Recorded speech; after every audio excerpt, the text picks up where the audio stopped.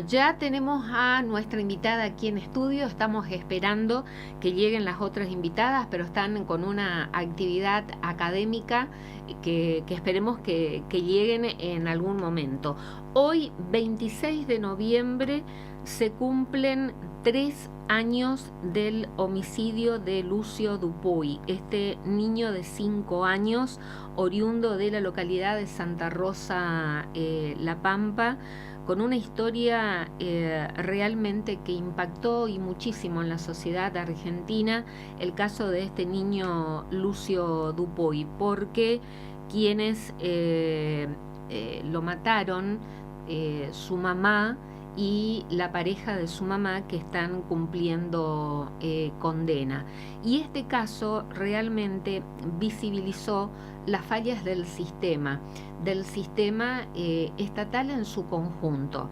Y mañana se va a realizar en el Poder Judicial, está organizada una capacitación justamente sobre derechos de niñas, niños y adolescentes. Lo que Lucio nos dejó es el título de la capacitación, y nos está acompañando aquí en estudio la secretaria jurisdiccional número 2 del Superior Tribunal de Justicia y coordinadora del programa Justicia y Sociedad Civil del Poder Judicial, Marisa Españolo. Marisa, ¿qué tal? ¿Cómo le va? Buenas noches. Hola, buenas noches, Liliana. Muchas gracias a tu audiencia, a tu radio, por permitirnos llevar adelante esta formación, el conocimiento de esta capacitación, porque lo que se quiere es prevenir las violencias y sobre todo el maltrato infantil. Como vos bien acabas de decir, hoy se cumplen 3 años del asesinato de Lucio. Y bueno, parecen las tragedias en nuestro país, llevan nombre de las tragedias, así como fue Ley Micaela por la muerte de Micaela García, también la Ley Lucio es por el maltrato infantil que sufrió este niño. La Ley Lucio nos interpela a que nos formemos y nos capacitemos en forma obligatoria para prevenir el maltrato infantil. ¿Qué dice la Ley Lucio? Bueno, la Ley Lucio Marisa dice similar a lo que dice Ley Micaela, que todos debemos formarnos en prevenir las violencias y el maltrato infantil. Eso es lo fundamental. Cuando dice todos, ¿quiénes todos? Todos los miembros de los poderes judiciales y todos los miembros de los 3 poderes del Estado. Es decir, no solo del Poder Judicial, de los 3 poderes del Estado. En nuestro caso, porque nosotros estamos dentro del Poder Judicial, entonces abordamos, digamos, desde esa mirada. Pero la ley es integral. Todos los operadores debemos formarnos en la prevención de las violencias. En la prevención de las violencias y sobre todo en prevenir el maltrato infantil. Cuando decimos que es una capacitación, sí, dentro del Poder Judicial, y digo, sí, dentro, ¿está dirigido solamente a todos quienes pertenecen al Poder Judicial en la provincia de Corrientes, o estas capacitaciones son abiertas? No, son abiertas, Liliana, son abiertas a todos, para el Poder Judicial y para personas fuera del Poder Judicial. Son abiertas, solamente que nosotros tenemos un cupo, porque tenemos un salón en el 9º piso que tiene capacidad para aproximadamente 90 personas. 9º piso del edificio de San Juan y 9 de Julio, que es el edificio judicial, donde nosotros tenemos el salón auditorio. Allí se va a llevar adelante la capacitación, pero hay personas que van a seguir por Cisco Webex, que es la plataforma nuestra, donde también lo pueden hacer. ¿Es necesaria una previa inscripción, Marisa? Sí, es necesaria, pero si por algún motivo la persona no pudo inscribirse, que vaya mañana, porque ahí hay un código QR que pueden escanear y se pueden inscribir en ese momento. En este momento, a través de la pantalla, de la imagen, de la transmisión en vivo vía streaming por el canal de YouTube de Radio Sudamericana, estamos viendo justamente el flyer, ¿no? Lo que Lucio nos dejó: capacitación obligatoria en derechos de niños, niñas y adolescentes. La fecha es el jueves 28 de noviembre a partir de las 17 horas. ¿Y quiénes van a dictar la capacitación? Sí, nosotros tenemos En Corrientes, un equipo de replicadores especialistas en niñez, adolescencia y familia. Una es la jueza de familia de Corrientes, la doctora Carolina Macarrein, y también una prosecretaria de Cámara Civil, que es la doctora Erika Delgado Solís, acompañados del doctor Acosta Soto, Gustavo Acosta Soto, que es un trabajador social. Ellos manejan y son especialistas en familia, niñez y adolescencia, porque están preparados, tienen posgrado, pero a su vez tienen la expertise. Allí están llegando y le agradecemos justamente, le dejamos que se acomoden tranquilamente. Buenas tardes. Ya sabemos que vienen de un seminario sobre derecho de familia justamente que empezó ayer en el Colegio Público de Abogados, que tiene que ver con lo que estamos hablando, lo que empezamos a hablar con la doctora Marisa Españolo. Bueno, Marisa, la presentamos a nuestras invitadas que ya se sumaron a la mesa. La doctora Carolina Macarrein, jueza de familia, niñez y adolescencia número 4. Carolina, ¿qué tal? ¿Cómo le va? Buenas noches. Buenas noches, Liliana. Buenas noches, Marisa, a la audiencia. Muchas gracias por la invitación. Es un gusto siempre estar acá con ustedes y compartir lo que tenemos hoy para transmitir también. Y también nos acompaña la doctora Erika Delgado Solís, prosecretaria relatora de la Cámara de Apelaciones Civil y Comercial. Erika, ¿qué tal? ¿Cómo le va? Buenas noches. ¿Qué tal? ¿Cómo está, Liliana? Muchas gracias por la invitación. Hola, Marisa. Estamos llegando medio corriendo, dijimos tenemos que llegar, pero queremos que se conozca lo que estamos por hacer el día jueves, porque la verdad que lo hacemos con mucho cariño, con mucho compromiso, y queremos que la ciudadanía conozca sobre los derechos de los niños, niñas y adolescentes. Les agradezco porque realmente ustedes vinieron a contrarreloj porque estaban participando de este seminario sobre derecho de familia que empezó ayer en el Colegio Público de Abogados. Nosotros el viernes de la semana pasada lo entrevistamos al doctor Gustavo Lozano justamente para que adelantara en qué consiste este seminario. Está sonando ahí un celular, vamos a ponerlo en silencio, cosas que pasan, es radio en vivo, esto no se edita, así que sonó el teléfono celular de la doctora Macarrein, esperemos que no sea ninguna urgencia y que no tenga que salir corriendo. Bueno, Marisa, nos estabas diciendo justamente quiénes son las que van a... Exactamente, son las dos profesionales y el doctor Acosta Soto, que en esta oportunidad no pudo estar en la radio, pero que mañana, el 28, va a estar el jueves. Bueno, estos replicadores nuestros que integran el programa Justicia y Sociedad Civil son especialistas en la temática, tienen posgrados en la temática, pero además, como decíamos, tienen la expertise. Ellos tienen el conocimiento y la tarea diaria que realizan. Son especialistas en familia, niñez y adolescencia. Y eso les da un plus. Les da un plus porque pueden conocer de cerca lo que pasa en nuestra provincia, conocen el tema de niñez, el tema de adolescencia, el tema de familia, que es un tema muy sensible, Liliana. Es una materia muy sensible y cada vez el abordaje debe ser integral, porque cuando hablamos del femicidio de una mujer, de una mamá, hay niños que quedan huérfanos. Carolina, como jueza, justamente, entre lo que dice la letra de la ley y lo que es la realidad, que usted como jueza y también tanto Erika en la Cámara de Apelaciones Civil y Comercial, ¿hay una distancia muy grande?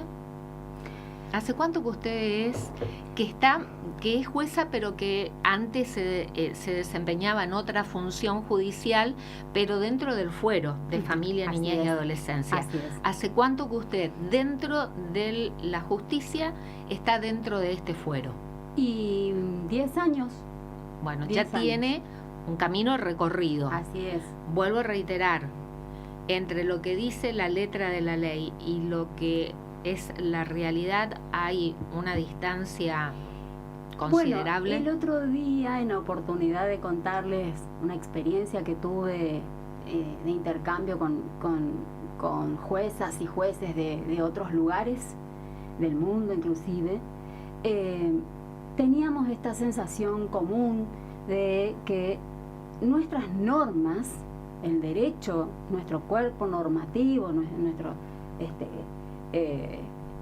justamente normas de índole internacional, ¿no es cierto?, de naturaleza internacional, nacional, provincial, etcétera, complejo. El corpus juris, decimos nosotros, de las niñeces, en realidad es muy, muy amplio, muy generoso, muy inclusivo, muy de avanzada, ¿sí?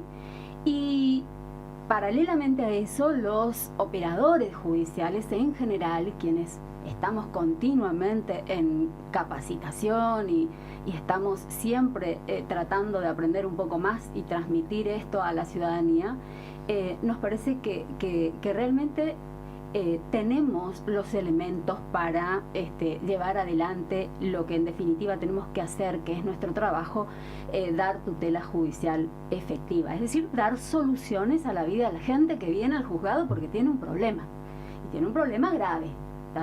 Es su problema. Esos niños de diversas composiciones familiares y con múltiples factores de vulnerabilidad, que cada vez es creciente, ¿no? Las estadísticas, los números nos alarman porque realmente van en aumento.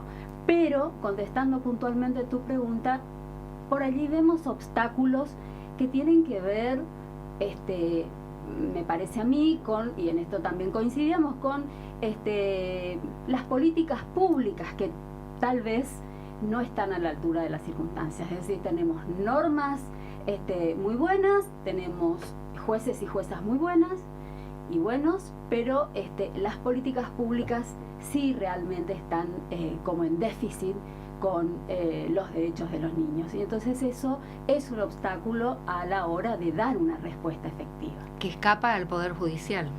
Y sí, en realidad a mí me parece... compete a otros poderes. Sí, claro. La ley 26061, que es nuestra norma nacional, que hace la bajada de la Convención de los Derechos del Niño, pone en cabeza del Poder Ejecutivo, de los poderes ejecutivos, de los órganos administrativos, justamente esta cuestión, que además es una ley desjudicializadora, es decir, pretende que las cuestiones habitacionales, de educación, de vivienda, de salud, no sean judicializables, que no estén en el juicio, que se lo pueda resolver de otra manera. Bueno, ahí encontramos un obstáculo. Creemos que es necesario que estén estos temas en las agendas políticas, en las agendas públicas, y debe ser una realidad para poder hacer un trabajo efectivo, ¿no? Un trabajo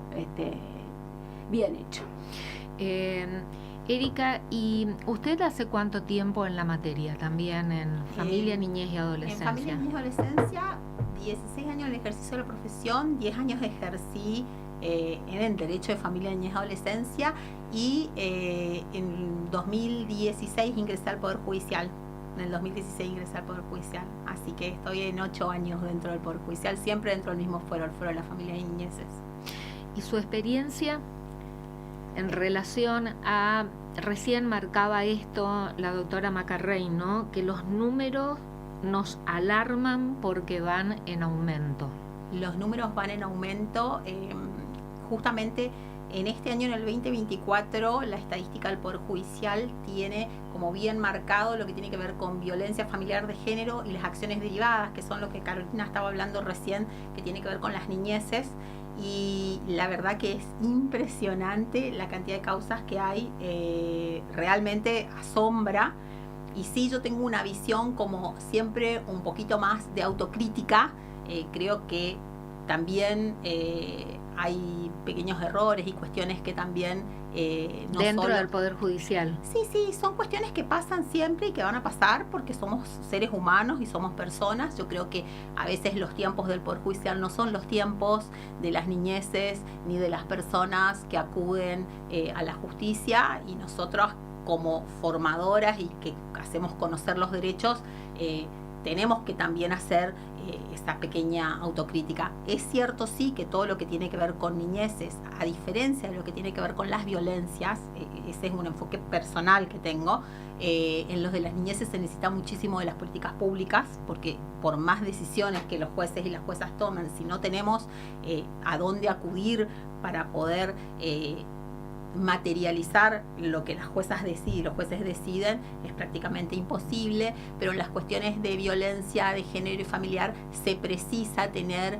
una sensibilidad y una empatía especial frente a las personas que acuden, igual que con los niños, que lleva solamente, sí, que se necesita como una capacitación constante en todos los operadores judiciales, sea de adentro del Poder Judicial, que es necesario porque es el garante último de los derechos. Por eso yo siempre digo, nosotros podemos decirle a los abogados y a las abogadas que deben capacitarse, que tienen que capacitarse porque hay una especialidad en este fuero, pero quienes integramos el Poder Judicial no es que tenemos la obligación de hacerlo. O sea, nosotros no podemos tener fisura en esto. Y sí, yo creo que como en todos los ámbitos en todos los poderes, hay personas más capacitadas y menos capacitadas en materia de género y niñeces. Por eso de esta capacitación del jueves, ¿no?, sobre derechos de niñas, niños y adolescentes. Y a mí me llamó la atención el título convocante, lo que Lucio nos dejó. ¿Qué nos dejó Lucio, doctora Macarrey? Bueno, Lucio nos dejó la necesidad justamente por ese supuesto, niñito de 5 años de La Pampa. Así es. Lucio nos dejó esta enseñanza de capacitarnos y de replicar, de transmitir, para que los niños y niñas y adolescentes conozcan sus derechos, para que los efectores sociales, profesores, maestros, profesores de educación física, el médico que atiende al niño, todos aquellos quienes tienen contacto directo con los niños puedan advertir esa vulneración de derechos, porque con Lucio sucedió que las maestras podían haberlo advertido y no lo hicieron. Todos llegamos tardes, ¿no? El sistema falló, decía hoy más temprano hablando con Marisa. Eso es lo que Lucio nos enseña, que todos tenemos que tener la capacidad de advertir que un niño está siendo vulnerado en sus derechos. Y eso, quienes están mucho tiempo en cercanía del niño lo pueden hacer. Entonces, conocer y además tener la determinación de actuar como debe serlo, porque también existe, hay que decirlo, instituciones y directivos y demás de los colegios que prefieren callarse. Hacer que no pasa nada, que no se ve. No pasa nada, porque hay que hacer un sumario, porque hay que hacer una investigación, porque hay que separar a un profesor que es muy querido, etcétera, etcétera. Son muchas las situaciones que tienen que ver con esta problemática, pero me parece que es la única manera. Todos estamos comprometidos en esto de definitivamente parar la violencia contra los niños. Es alarmante, yo estoy justamente ahora de turno, por eso sonó el teléfono y pido disculpas, pero contrariamente a lo que normalmente sucede en un turno, que el porcentaje de violencia contra las mujeres es muy superior, en esta oportunidad las acciones derivadas de protección, es decir, esto de que el niño es golpeado, el niño intentó tirarse del puente, el niño se cortó los brazos, el niño fue a la escuela y le contó a la profesora una circunstancia de abuso, etcétera, superó ampliamente el porcentaje de las mujeres violentas. La cantidad entonces de causas iniciadas que tienen como víctima a un niño que sufre algún tipo de violencia supera a la cantidad de causas que tienen a la mujer como víctima de violencia. ¿Sí estamos? En esta oportunidad quiero remarcar, en general la ecuación es diferente. En general son muchos más los casos de violencia contra las mujeres. Pero en este turno en particular, me llama la atención que la gran mayoría son cuestiones de niñez, en las diversas formas de violencia que puede sufrir un niño o una niña. Hablando que su competencia es de la primera circunscripción judicial. Así es. ¿No? Sí. Erika, y con lo que usted señalaba recién en su intervención, Y hablando del caso Lucio Dupuy, que antes también ya lo comentábamos con Marisa, falló el sistema. Allí, Poder Ejecutivo, en los distintos órganos administrativos, es decir, desde educación, salud, pero también el Poder Judicial. Bien, el Poder Judicial. El caso de Lucio Dupuy, nosotros siempre decimos cuando iniciamos la charla, y a mí me gusta siempre decir que la verdad que qué horror que estamos teniendo cada vez más leyes con nombres. Porque es lo que decía Marisa. La verdad, o sea, tenemos ley Micaela, ley Brisa, ley Olimpia, y seguimos con ley con nombres. La verdad nos gustaría empezar a tener ley con números, ya no con nombres, digamos, pero llegado... Porque un nombre es una víctima. Un nombre, los nombres son víctimas. Una vida. Una vida. Y bueno, la de Lucio y la de Micaela tienen eso en común, que el Poder Judicial falló, que el garante último de los derechos falló. Lo tienen en común los dos, porque si lo hubiesen atendido en su momento a quien fue a hacer la denuncia sobre el victimario de Micaela, hubiese estado preso, no hubiese pasado eso, hubiese estado detenido. Y con Lucio, si se hubiese generado y se hubiese trabajado de una manera, entiendo yo, con mucho más interdisciplina y con mucho más, porque la realidad es que en este tipo de causas necesitamos muchísima interdisciplina y necesitamos tener también una gran deconstrucción que tiene que ver mucho con la cuestión de género y el sistema patriarcal, porque a veces la sociedad entiende que siempre el niño o la niña va a estar bien con la mamá. Y no siempre es así. O sea, y de hecho desde el 2015 nosotros tenemos un Código Civil y Comercial que nos pone como regla una coparentalidad, es decir, una igualdad entre el hombre y la mujer para el cuidado de los hijos y las hijas. Entonces hay que trabajar con una cabeza un poquito más abierta, de que los niños y niñas conforme a determinados casos concretos pueden estar mejor con el papá, conforme a otros casos pueden estar mejor con la mamá, y trabajar con la interdisciplina de una manera seria. También se precisa de cuerpos interdisciplinarios serios en otros lugares del país. Cada juzgado tiene su cuerpo interdisciplinario. Entonces, al juez o a la jueza le permite un movimiento mucho más rápido y de más acción. Al tenerlos ahí en el juzgado, nosotros tenemos cuerpos interdisciplinarios, el cuerpo de psicología forense y el cuerpo de trabajadores sociales que es para forense, todo el Poder Judicial. Que es para todo el Poder Judicial. Marisa, ¿qué apertura usted, que está dentro de la estructura de la cabeza de poder como es el Superior Tribunal de Justicia y también es la coordinadora del programa Justicia y Sociedad Civil, qué apertura hay políticamente dentro de la agenda del Poder Judicial este tipo de capacitaciones y también marcar lo que recién Erika decía, ¿no? Un tratamiento en esta materia que es muy sensible, que tiene a los niños justamente como víctimas y a mujeres violentadas, si está en la agenda del Poder Judicial la perspectiva y de trabajar en esa perspectiva para mejorar justamente en las resoluciones judiciales. Sí, entendido la pregunta. Liliana, el Poder Judicial viene llevando a cabo políticas públicas en tal sentido. Tenemos el área de niñez, adolescencia y familia, está a cargo del doctor Alejandro Chaín. Es el que lleva adelante las políticas públicas.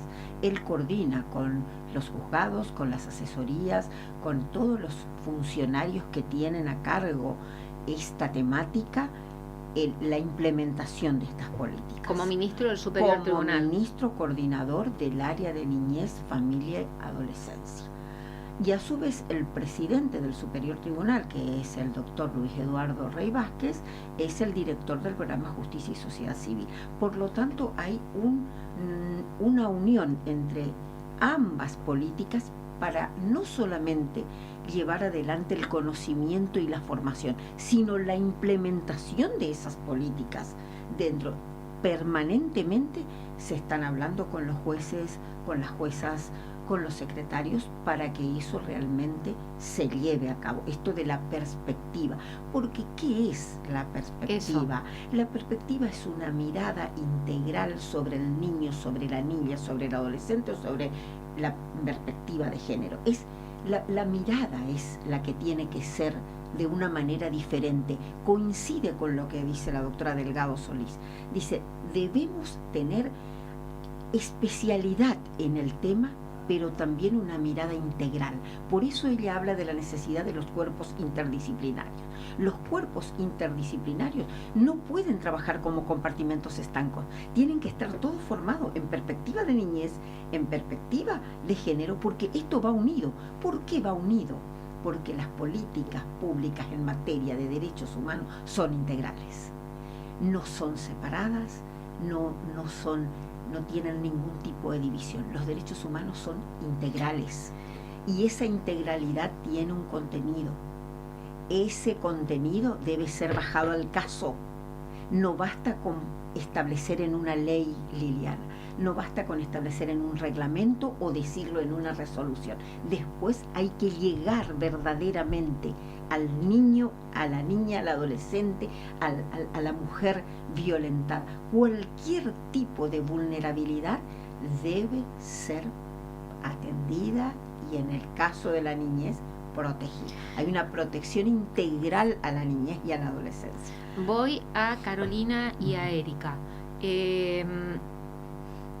Recién le preguntaba a Marisa, como secretaria jurisdiccional del Superior Tribunal de Justicia, la apertura en la cabeza de poder respecto a generar políticas, puertas adentro del Poder Judicial, ¿no? Ahora le pregunto a ustedes, ¿hay una apertura en jueces y funcionarios judiciales en capacitarse y aplicar las perspectivas justamente de la que está señalando muy bien y que decía también Erika? Yo creo que en general sí. Nosotros en particular, quienes estamos acá y otros jueces y juezas, decimos que nunca terminamos de estudiar. Venimos estudiando y estudiando y seguimos. Porque realmente poder profesar esto de la perspectiva de que no es otra cosa que de derechos humanos, es poder advertir en esa persona que viene al Poder Judicial en busca de una respuesta, la cuestión que debe ser tratada de una manera diferencial, porque es un niño, porque es una niña, porque es una mujer, porque es una persona con una elección sexual diferente, una minoría, otras sensibilidades, es decir, porque tiene alguna circunstancia que la torna circunstancialmente tal vez en una persona vulnerable. Y de eso se trata, para poder dar una respuesta diferenciada y que sea efectiva. Quiere decir que signifique algo en la vida de la gente, es decir, que la gente se vaya con una respuesta satisfactoria y no que se vaya a la casa de igual manera que como vino, sin, digamos, no cambió nada, no se solucionó nada, y entonces allí el Poder Judicial no funcionó. Pero creo que está en cada uno de nosotros también esa determinación, ¿no?, de seguir capacitános. Y sensibilidad también, que hay que tener. Por supuesto. El que no tiene sensibilidad, me parece que no se puede dedicar a esta materia. Nos pasa cotidianamente. Porque la capacitación ustedes pueden formarse, incorporar conocimientos, ¿no? Pero si no tienen desde el lado humano agregar a lo técnico y a la formación la sensibilidad necesaria en esta materia de familia, de justicia es niñez y adolescencia, esto de, ¿no?, que la justicia cercana, la justicia de acompañamiento, la justicia que está a mano, repito, solamente por ejemplificar, estamos de turno, a mí viene la señora que está golpeada y yo no la mando a la comisaría que haga la denuncia, le tomo la denuncia allí mismo.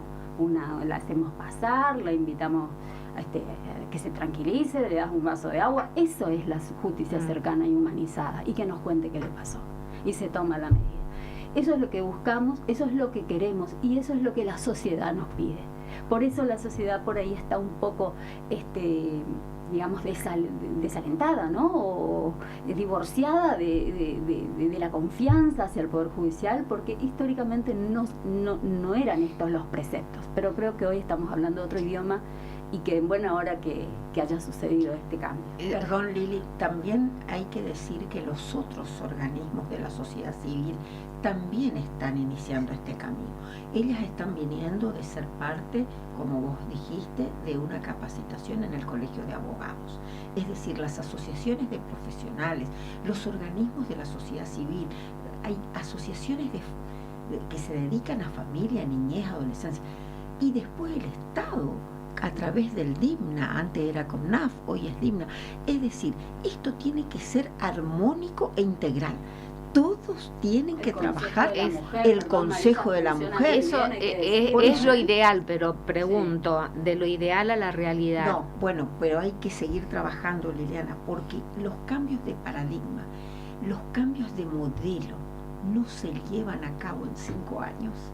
No, por supuesto. Esto es como un trabajo continuo y permanente. Por supuesto, pero se necesita una apertura. Exacto. Desde las cabezas de poder y puertas adentro de quienes también... Le dejo lugar a Erika, pero un ejemplo, creo que de lo más claro, es que estemos acá. Los jueces antes no hablaban sino por sus sentencias. Esa era una máxima inamovible. Y hoy no es así. Entonces me parece que desde ese pequeño punto para acá hay un proceso de transformación y de concientización de que justamente la justicia tiene que estar a mano de la gente, porque por eso además es el poder menos democrático en términos de electivos, y por supuesto que tiene que dar una respuesta a la altura de las circunstancias. Ahí tomo lo que dijo recién Carolina, Erika. ¿Cómo están con la comunicación? Con la comunicación. Sí, la verdad que avanzamos. La comunicación, digo, en el trato con la víctima, pero además en la comunicación también de cómo ustedes se comunican con la sociedad para transmitir todo esto que estamos hablando, que es un gran desafío y hasta creo que también una cuenta pendiente. Sí, particularmente creo que es una cuenta pendiente. Si nosotros intentamos comunicarnos desde un lenguaje sumamente llano, queremos que entiendan los derechos que tienen, y particularmente siempre, y lo decimos cuando nos juntamos, la verdad que somos un hermoso equipo de trabajo. Estamos convencidos que nada se construye solo, y que en este tiempo hemos avanzado muchísimo en esas aperturas que vos hablabas hoy, que a veces no son tantas, pero con el tiempo se fueron dando, y es un trabajo arduo, pero se va dando. Sí es cierto que tenemos algunas cuestiones que las tenemos que trabajar más, pero no sé cómo explicarte, a ver, porque tengo... bueno, pero tenemos estamos acá y vamos a la comunicación con los ciudadanos, sí, y con desde los medios es una cuestión, y otra cuestión es la comunicación dentro de los tribunales. Interna. Sí, interna. Y se intenta de manera abismal explicarle y capacitarle al personal cómo tienen que tratar cuando llega la víctima, porque la verdad es que quien primero recibe a la víctima es el demostrador. No es ni la jueza, ni es la secretaria, esa es la realidad. Entonces uno intenta, recuerdo yo los tiempos en que yo estaba en primera instancia, en que nosotros teníamos capacitaciones dentro del mismo juzgado para poder decirle a los chicos y a las chicas, esta es la forma, esta es la manera, hay que sentarse, si hay que dejar vacío, porque la estructura del juzgado en el que yo estaba era muy chiquito, entonces hay que dejar vacío el lugar para que la señora se sienta cómoda, porque tiene que contar cosas muy íntimas, a nadie le gustaría contar adelante de 3, 4 personas esas cuestiones, si hay que levantarse y salir y dejar de hacer esas cosas para dejar el ambiente solo. Se le explicaba todo y se intentaba que esa persona llegue y encuentre una contención. Ahí está. Una contención, porque definitivamente cuando llegó ya tuvo un camino de violencia larguísimo, y lo que menos pretendíamos nosotros es que saliera disparada del juzgado, digamos, que es lo que a veces pasa. Sucede. Que a veces pasa, o sea, uno tiene que... Yo soy una convencida de que uno tiene que hacer las autocríticas porque nada se mejora si uno no reconoce que hay determinadas cuestiones que a veces no salen y que se nos salen de las manos, digamos, no es que uno no que quiera, sino que a veces pasa que en el fragor de lo se recibe y no se le recibe tal vez con toda esa contención, pero se las recibe bien igual, pero no la contención que tendríamos que tener.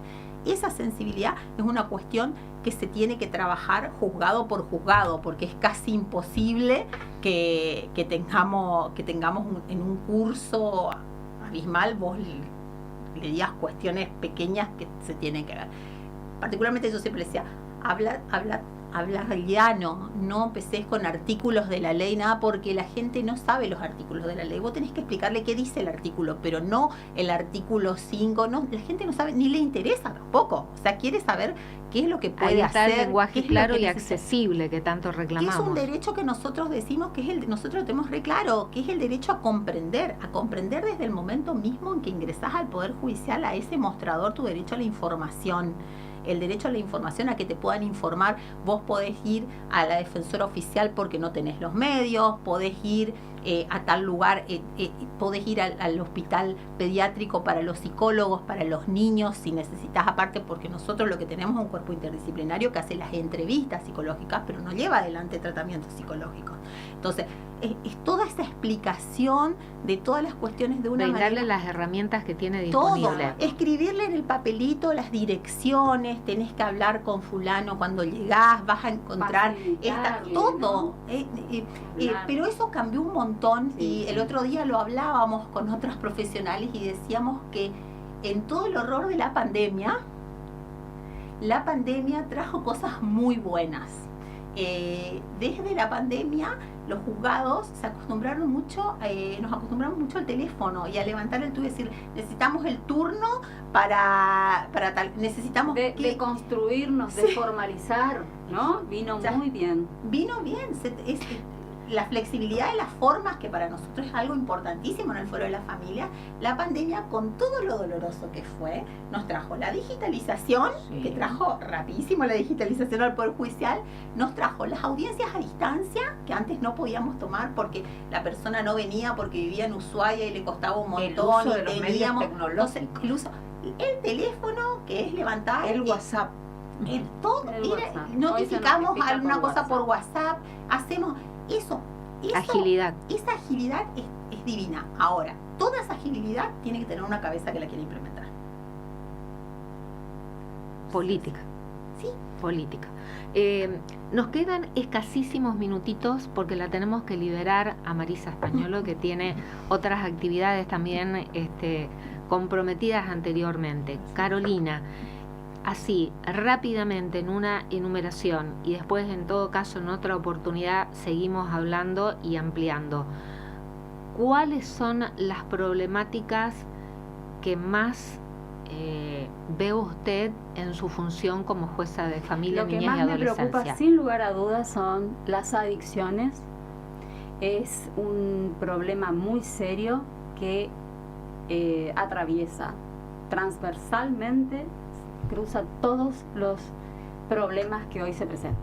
Digamos, están en los niños golpeados, en las mujeres violentadas, son causa de divorcio, son causa de separaciones. Es una cosa impresionante, creciente, constante, alarmante y que yo no le veo tristemente salida, por lo menos en lo inmediato. Es el consumo problemático de chicos cada vez más jóvenes, más niños, que ven a sus padres consumir, ven a sus padres que no se van a trabajar, a sus padres que están en la casa y la verdad es que es tristísimo porque ahí sí que no tenemos muchos más elementos o herramientas que brindarle. Como que si hubiera estado sabiendo usted cuál es el tema que sigue en el bloque siguiente. El bloque siguiente vamos a hablar justamente del trabajo que están realizando desde el área de seguridad, desde el área de salud pública, junto al Poder Judicial y organismos de derechos humanos, trabajando en un protocolo de actuación policial en adicciones y salud mental. Así que dejó picando, como decimos en la jerga, doctora Carolina Macarrey. Seguramente porque es muy preocupante y nos debe ocupar a todos. Reiteramos rápidamente cuándo es la actividad. Jueves 28 de noviembre a partir de las 17 horas en el edificio judicial de San Juan y 9 de Julio en el piso 9. Así que abierto al público en general. Abierto al público, está ahí el flyer para las personas que vos en tu medio lo puedas pasar, lo puedas visualizar, y eso es lo que nosotros estamos como haciendo en este año como la última actividad del programa Justicia y Sociedad Civil. Cerramos porque este es un ciclo que comenzó en junio y termina ahora en noviembre. Y bueno, así que agradezco a tu radio, agradezco a tu programa que nos des esta posibilidad, porque esto que vos nos das es comunicación con la sociedad. Totalmente. Y por supuesto, micrófonos abiertos. Sabemos que la agenda es muy ajustada y sobre todo en esta época del año que estamos cerrando el año, pero si ustedes así lo disponen, me encantaría poder tenerlas nuevamente para hablar de cómo resultó esta capacitación el día jueves, ya con la capacitación concluida, si les parece.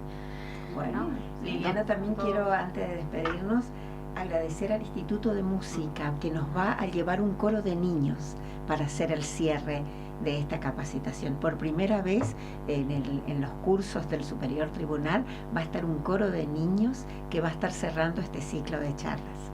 Excelente la iniciativa. Niña en primera persona. Marisa Españolo, secretaria jurisdiccional número 2 del Superior Tribunal de Justicia, coordinadora del programa Justicia y Sociedad Civil, muchísimas gracias. Muchas gracias, muchas gracias. Carolina Macarrey, jueza de Familia, Niñez y Adolescencia número 4, muchísimas gracias, Carolina. Gracias, Liliana. Erika Delgado Solís, prosecretaria relatora de la Cámara de Apelaciones Civil y Comercial, muchísimas gracias. Muchas gracias a vos. Y nosotros tenemos una pequeña cortina musical, despedimos a nuestras 3 entrevistadas, invitadas, y ya hacemos pasar al bloque siguiente, en que el tema es salud mental y adicciones y salud mental.